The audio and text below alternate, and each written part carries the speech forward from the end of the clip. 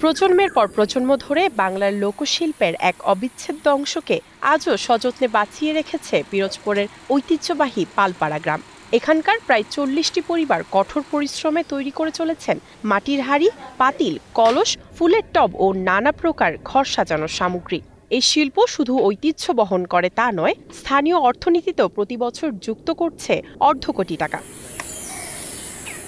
পালপাড়ার এই মৃৎশিল্প গ্রামীণ কর্মসংস্থানের অন্যতম একটি উৎস।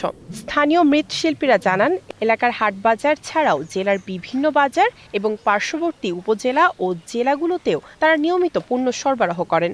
বিশেষ করে ঈদ, পূজা ও শীতের মৌসুমে এসব পণ্যের চাহিদা বেড়ে যায়।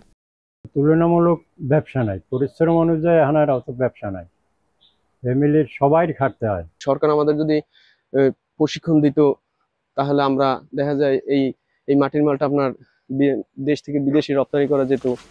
প্রায় ২০০ মানুষের জীবিকা নির্বাহের অন্যতম মাধ্যম হলেও বর্তমানে সংকটের মুখে এই পালপাড়ার ঐতিহ্যবাহী শিল্প।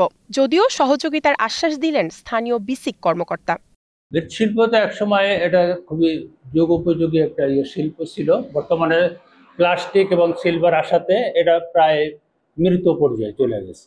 কিছু শৌখিন কাজবাজ এখানে যারা আছে মৃৎশিল্পের সাথে জড়িত, তারা কাজ করে।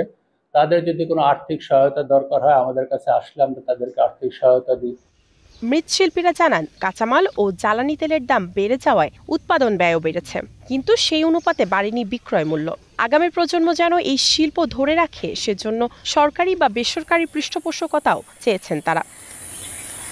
মায়াশিকা রহমান, স্টার নিউজ।